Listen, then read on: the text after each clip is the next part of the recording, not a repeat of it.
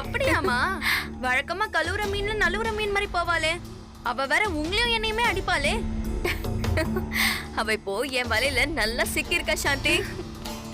அவளுக்கு ரெட்டை குழந்தை பிறந்திருக்குன்னு அவ சந்தேகப்படுறான்னு சொன்னல. அத வச்சு நான் ஒரு பிளான் போட்டேன். அந்த குழந்தை யாருன்னு எனக்கு தெரியும் அப்படின்னு சொன்னதும் அப்படியே கண்ணீர் விட்டு கெஞ்சி கதற ஆரம்பிச்சுடா. ப்ளீஸ் வெண்பா, என் குழந்தை எங்க இருக்கா? நீ என்ன சொன்னாலும் கேக்குற. அது இது என் புள்ளைய குடுத்துருன்னு ஒரே கெஞ்சல். உண்மையாவே உங்களுக்கு தெரியுமாமா? அதெல்லாம் யாருக்கு தெரியும்?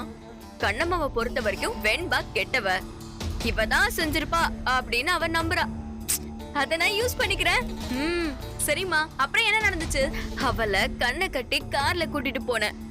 அப்படியே மழையில நனைஞ்ச கோழி மாதிரி பயந்துகிட்டே வந்தா. கண்ணை கட்டி கூட்டிட்டு போனீங்களா? அப்படின்னா அப்படியே ஒரு கட்டையை எடுத்து தலையில போட்டாலும் ஒண்ணு போட்டு அப்படியே கோபத்துல புடிச்சு தள்ளி விட வேண்டியதுனமா? வேலை அப்பயே முடிஞ்சிருக்கும்ல. எனக்கும் அந்த யோசனை வந்ததுதான். இருந்தாலும் இத்தனை வருஷமா நம்மள ரொம்ப டார்ச்சர் பண்ணிருக்கா. இப்ப என்கிட்ட கெஞ்சி கதறத பாக்கும்போது ரொம்ப நல்லா இருந்துச்சு. அந்த ஃபீலிங்க இன்னும் கொஞ்ச நாள் அனுபவிக்கலாமே, இன்னும் கொஞ்ச நாள் கதற விடலாமே அப்படின்னு நினைச்சேன். இன்னும் அந்த சாப்டர் முடிக்கல, பாதியிலே விட்டுட்டு வந்திருக்கேன். எப்படியும் என்ன தேடி அவ இங்க வந்தாலும் வருவான்னு நினைக்கிறேன். அப்படியே ஒரு மாசத்துக்கு கண்ணுல கண்ணீர் தீர வரைக்கும் வச்சு செய்ய வேண்டியதுதான். எனக்கு ஒரு வாய்ப்பு கொடுங்கம்மா. அவளை ஒரு தடவையாச்சும் அடிக்கணும். ஏன்னா என்ன அவ 2-3 தடவை அடிச்சிட்டா. கவலையே படாத, கண்டிப்பா உனக்கும் சொல்றேன்.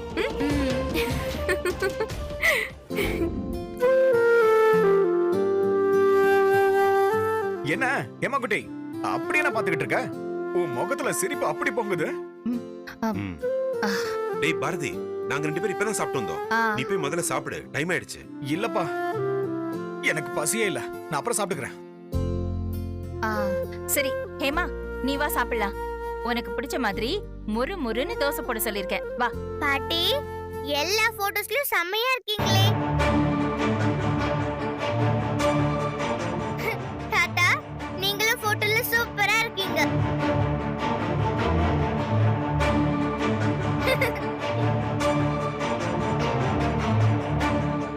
என்ன போட்டோ? எங்க எடுத்தது ஹேமா? டாடி, வாங்க நீங்களும் வந்து பாருங்க. தாத்தாவும் பாட்டியும் சமையல் அம்மா கூடவும் லக்ஷ்மி கூடவும் எடுத்த போட்டோஸ் தான் இது.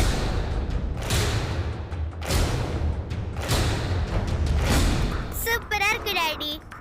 எவ்வளவு அழகா இருக்குன்னு தெரியுமா?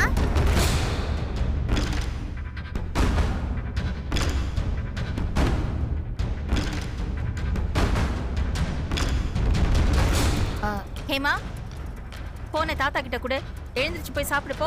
குடுறச்சலும். போ சொல்லல. ஒரே ஒரு நிமிஷம்.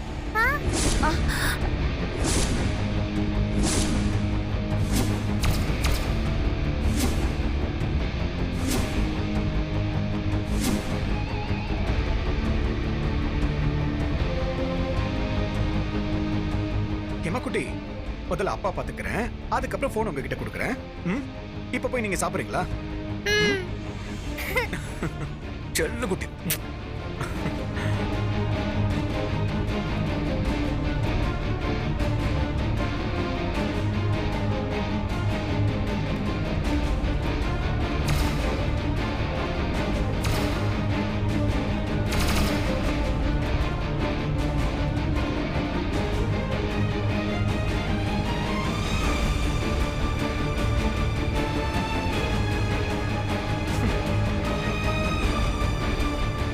அங்க போய் சமைக்கலாம் செய்ய ஆரம்பிச்சிட்டீங்களா?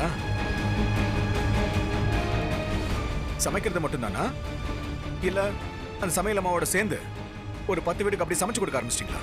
டேய், என்னடா பேசுற? என்னப்பா கோவம் வருதா? அங்க போய் அவ வீட்டுல சமைக்கும் போது இந்த கோவம் எங்க போச்சுப்பா? இவங்க யாருப்பா? சௌந்தர்யா குரூப் ஆஃப் கம்பெனிஸோட எம்டி. எவ்வளவு பெரிய இண்டஸ்ட்ரியலிஸ்ட். 1 மணி நேரம் இவங்க கிட்ட பேசுறதுக்காக எத்தனை பேர் அப்பாயின்மெண்ட்டுக்காக காத்துக்கிட்டு இருக்காங்க தெரியலப்பா? நீங்க என்னடா அவ வீட்டுல போய் சமைச்சிட்டு வரீங்க? இது எவ்வளவு பெரிய அசிங்கம். என்னடா அசிங்கம்? உனக்கு வேணா அவ வேண்டாதவளா இருக்கலாம். எனக்கு கண்ணம்மா இன்னும் மருமகதா, லக்ஷ்மி என்னோட பேத்திதா. அத யாராலையும் மாத்த முடியாது. என் பேத்திக்கு நான் போய் சமைச்சு கொடுத்துட்டு வரேன். இதுல என்னடா இருக்கு? இங்க ஹேமாவுக்கும் நான் பார்த்து பார்த்து செய்யலையா? இத பாருங்கம்மா, லக்ஷ்மி ஒரு சின்ன குழந்தை, அதனால அவன் மேல பாசம் காட்டுறீங்கன்னு சொல்லுங்க, நான் அதை ஏத்துக்கிறேன். ஆனா என்னைக்குமே அவளை உங்க பேத்தின்னு மட்டும் சொல்லாதீங்க, ஓகே? இல்ல நான் தெரியாம தான் கேக்குறேன், எந்த விதத்துல உங்களுக்கு பேத்தியா இருக்கா? ப்ளீஸ் தயவு செஞ்சு இந்த பேச்சை நிறுத்துறீங்களா ரெண்டு பேரும்? தேவையில்லாம இது பழைய பிரச்சனைக்கு தான் கொண்டு போய் விடும். விட்டுருங்க. நீங்க என்னங்க நான் என்னமோ ஆசைப்பட்டு பேசுற மாதிரி பேசுறீங்க? அவன் தான் ஓவரா பேசிட்டு இருக்கான். விட்டா கண்ணம்மாவையும் லக்ஷ்மியையும் கண்ணால பார்க்க கூடாதுன்னு கூட சொல்லுவான். எஸ், அதத்தான் நானும் சொல்றேன். நீங்க மட்டும் அவங்கள பார்க்காம இருந்தீங்கன்னு வச்சுக்கோங்க, அதுதான் இந்த உலகத்துல எனக்கு மிகப்பெரிய சந்தோஷத்தை கொடுக்கும். ஆனா நீங்க என்ன அப்படி செய்யவா போறீங்க? நான் எதுக்குடா பார்க்காம இருக்கணும்? ஏற்கனவே அவளுக்கு யாருமே இல்லாத ஆதரவற்றவளா தெருவுல விட்ட பாவம் நமக்கு பத்தாதா? யாரு அவ? பாவமா?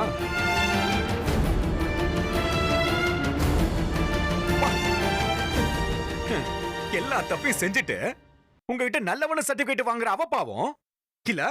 ஆனா உங்க சொந்த பையன் என் வாழ்க்கை நரகம் ஆயிட்டு இருக்கு, இது உங்களுக்கு பாவம் இல்ல?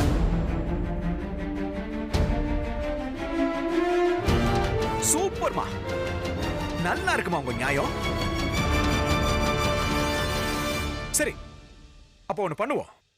நீங்க உங்க மனசுக்கு பிடிச்சவங்க வீட்டுல போய் சமைச்சு சாப்பிட்டீங்க வரீங்கல்ல, அப்போ நான் என்ன பண்ணணும்னு நான் பாத்துக்கிறேமா. டேய் பாரதி, என்னடா வாய்க்கு வந்தபடியெல்லாம் பேசிக்கிட்டு இருக்க? அப்படி என்னதான் பண்ண போற நீ? இருங்கப்பா, இதோ இப்ப நீங்க ரெண்டு பேருமே பார்க்க போறீங்கல்ல, ஜஸ்ட் வெயிட்.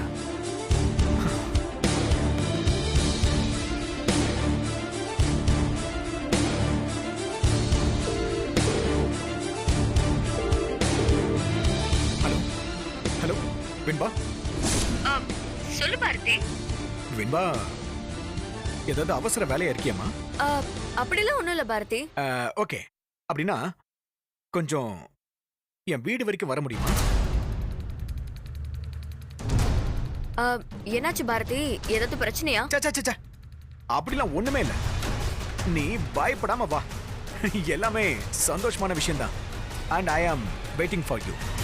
Okay, பாரதி, நான் வந்துடுறேன். பை. டேய் இப்ப எதுக்குடா வெண்பாவை வர சொன்ன? வருவாளப்பா, நேர்லயே பாருங்க.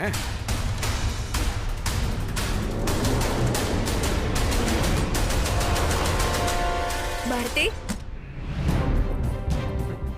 ஹே Venba. Bharathi, hi aunty. Hi uncle.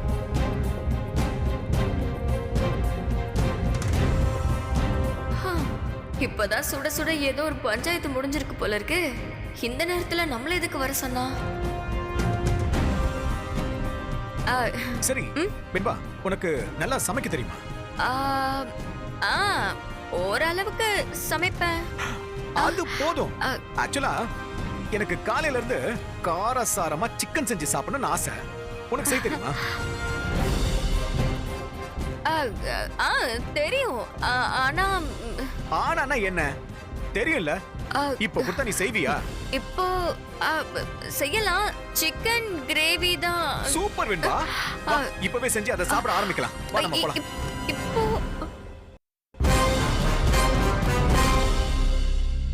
Hey, அங்க என்ன பாக்குற? வா சமைக்கலாம், நான் உனக்கு ஹெல்ப் பண்றேன். வா.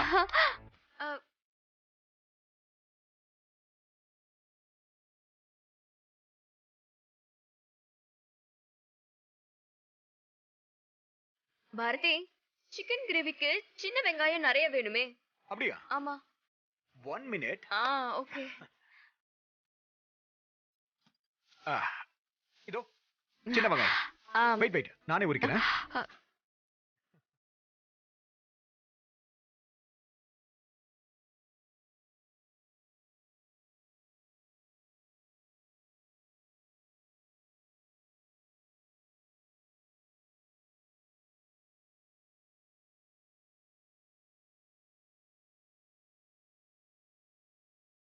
ஏ வெண்பா, முதல் முறையா எங்க வீட்டு கிச்சன்ல வந்து சிக்கன் சமைக்கிற.